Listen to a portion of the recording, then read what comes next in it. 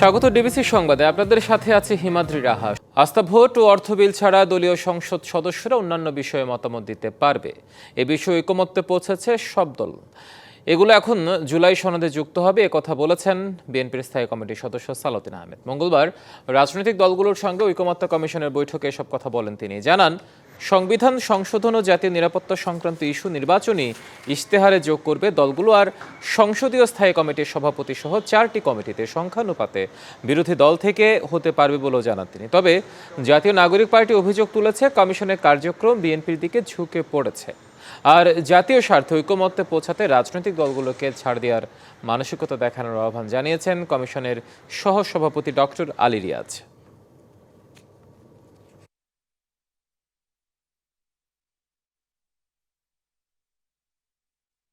শুধুমাত্র একটি দলের বক্তব্যের প্রতি তাদের হ্যাঁ না বলা থাকে, এবং যখনই বিপরীত কোনো মন্তব্য কিংবা বক্তব্য আসে তখন দেখা যায় সেখানে একটা হট্টগোল করার চেষ্টা করা হয়। আস্থা ভোট এবং অর্থ বিল এই দুইটা বিষয় বাদে 70 অনুচ্ছেদে সংসদ সদস্যরা স্বাধীনভাবে ভোট প্রদান করতে পারবেন দলের বিপক্ষেও। আস্থা ভোট এবং অর্থ বিলের বিষয়টি জাতীয় সনদে উল্লেখ থাকবে। সংকল্পবদ্ধ যে আমরা জুলাই মাসের মধ্যেই এই জাতীয় সনদ তৈরি করতে পারব। জাতি এবং রাষ্ট্রের স্বার্থে যেন আমরা খানিকটা হলেও ছাড় দিয়ে এক জায়গায় আসতে পারি, সেই চেষ্টাটা আপনাদের দিক থেকে আমি লক্ষ্য করেছি। জাতীয় স্বার্থে ঐকমত্যের বাইরে যাওয়ার কোনো সুযোগ নেই, আর দেশের যে কোনো পরিস্থিতি মোকাবেলার জন্য নির্বাচিত সরকারের বিকল্প নেই, এমনটাই জানিয়েছেন বিএনপির সিনিয়র নেতা আমির খসরু মাহমুদ চৌধুরী। সকালে বিএনপি চেয়ারপারসনের গুলশানের কার্যালয়ে ব্রাজিলের রাষ্ট্রদূতের সাথে বৈঠকের পর ব্রিফিংয়ে একথা বলেন তিনি। নির্বাচন কমিশনের পক্ষ থেকে নিশ্চয়ই নির্বাচনের দিনক্ষণ ঠিক করা হবে এমন প্রত্যাশা ব্যক্ত করে আমির খসরু বলেন, দেশে নির্বাচিত সরকার প্রতিষ্ঠিত হলে অনেক দৃশ্যপট বদলে যাবে। জাতীয় স্বার্থে যে জায়গাতে আমাদের ঐক্যমত্যের প্রয়োজন সেই জায়গাতে আমরা জোর দিচ্ছি। সুতরাং বিশ্বের যে সংকটগুলো হচ্ছে এখানেও আমাদের কিন্তু ঐক্যমত্যের প্রয়োজন আছে। আমরা জাতি হিসাবে জাতির স্বার্থে, দেশের স্বার্থে ঐক্যমত্যের বাইরে কোনো যাওয়ার কোনো সুযোগ নাই, এবং বিএনপি সেই কাজটা খুব মনোযোগের সাথে করছে। ইরান ইসরায়েল যুদ্ধ বিশ্ববাজারে তেলের দাম বাড়ালেও এর প্রভাব পড়বে না বাংলাদেশে, জানালেন অর্থ উপদেষ্টা ডক্টর সালাউদ্দিন আহমেদ। আরও বলেছেন, পরিস্থিতি পর্যবেক্ষণ করছে বাংলাদেশ।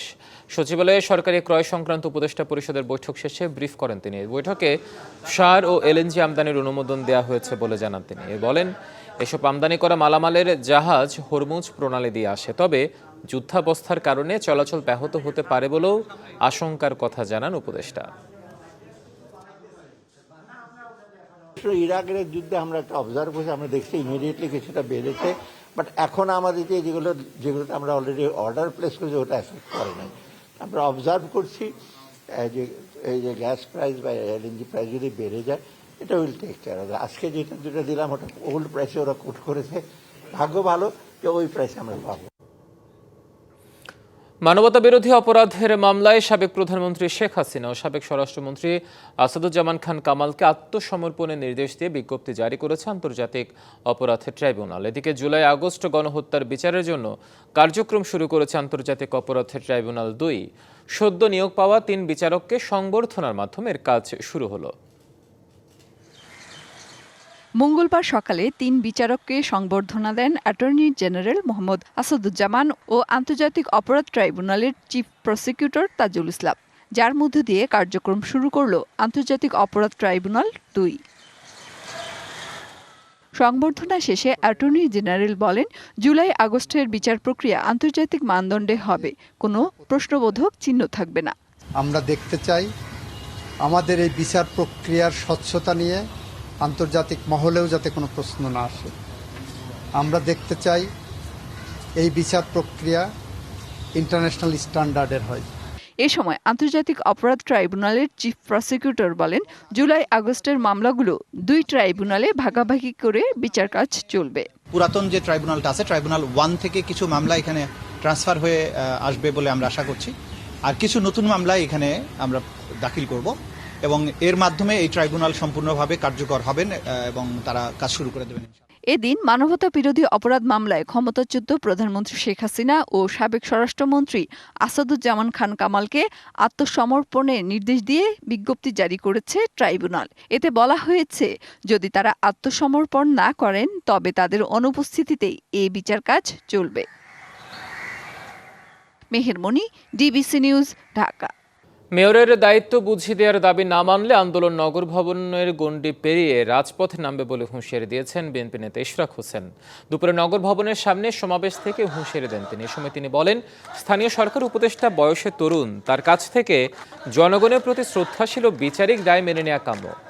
রাজনৈতিক ও আর্থিকভাবে লাভবান হতে অবৈধ লোককে প্রশাসক বানিয়ে অর্থ আত্মসাৎ করা হয়েছে এমন অভিযোগও করেন ইশরাক হোসেন। এ বিষয়ে প্রধান উপদেষ্টার কাছ থেকে যৌক্তিক সমাধান প্রত্যাশা করা হয়।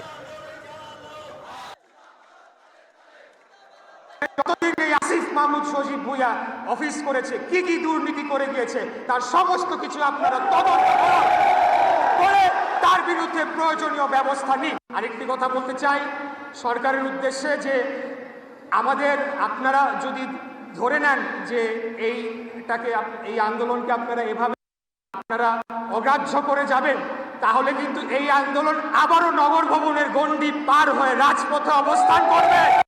সরকারি চাকরি সংশোধন অধ্যাদেশ 2025 বাতিলের দাবিতে আজও সচিবালয়ে বিক্ষোভ করেছেন কর্মকর্তা কর্মচারীরা। মঙ্গলবার সকালে সচিবালয়ের বাদামতলা থেকে মিছিল নিয়ে জনপ্রশাসন মন্ত্রণালয়ের নতুন ভবনের সামনে জড়ো হন তারা। সচিবালয় কর্মকর্তা কর্মচারী ঐক্য ফোরামের ব্যানারে এই কর্মসূচিতে অংশ নেন শতাধিক কর্মকর্তা কর্মচারী। তারা বলছেন, দাবি আদায় না হওয়া পর্যন্ত আন্দোলন চলবে।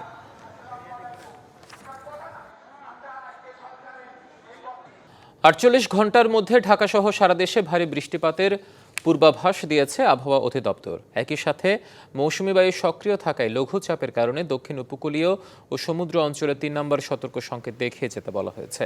গেল 24 ঘন্টায় দেশের সর্বোচ্চ বৃষ্টিপাতের পরিমাণ ছিল সন্দ্বীপে 76 মিলিমিটার এবং ঢাকায় 7 মিলিমিটার।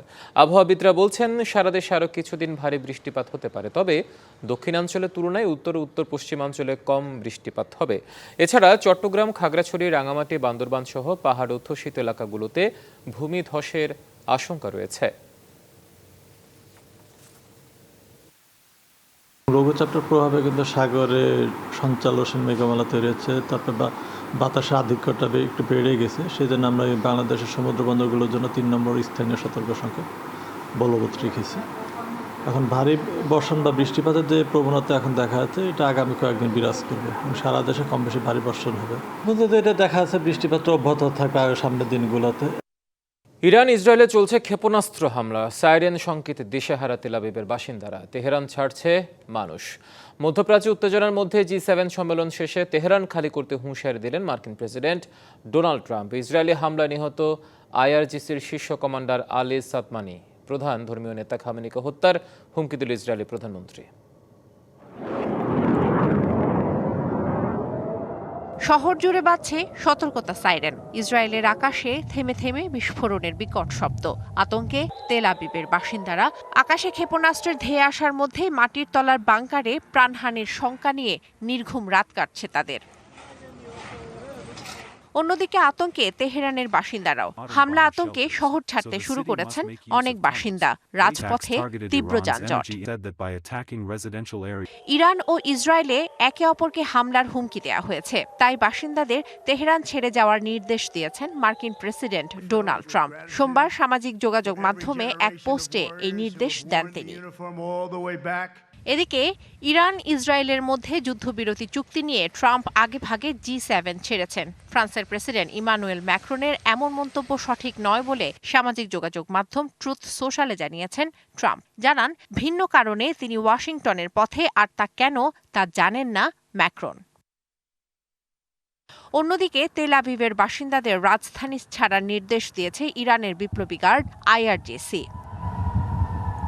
যুদ্ধের পরিধি বাড়াতে না চাইলেও ইসরায়েলের হামলার কড়া জবাব দেওয়ার হুঁশিয়ারি দিয়েছেন ইরানের প্রেসিডেন্ট মাসুদ পেজেশকিয়ান। এমন পরিস্থিতির মধ্যেই ইরানের সর্বোচ্চ নেতা আয়াতুল্লাহ আলী খামেনিকে হত্যার হুমকি দিয়েছেন ইসরায়েলি প্রধানমন্ত্রী বেনিয়ামিন নেতানিয়াহু। এবিসি নিউজকে দেয়া সাক্ষাৎকারে নেতানিয়াহু বলেন, খামেনিকে হত্যা করলেই এই সংঘাত থামবে। হুমকির মধ্যেই আইআরজিসি এর শীর্ষ কমান্ডার খামেনি ঘনিষ্ঠ আলী সাদমানিকে হত্যার দাবি করেছে ইসরায়েল। শোভন শাহমিন দিশা, ডিবিসি নিউজ ডেস্ক। সংবাদ এই ছিল এখনকার মতো, সঙ্গে থাকুন।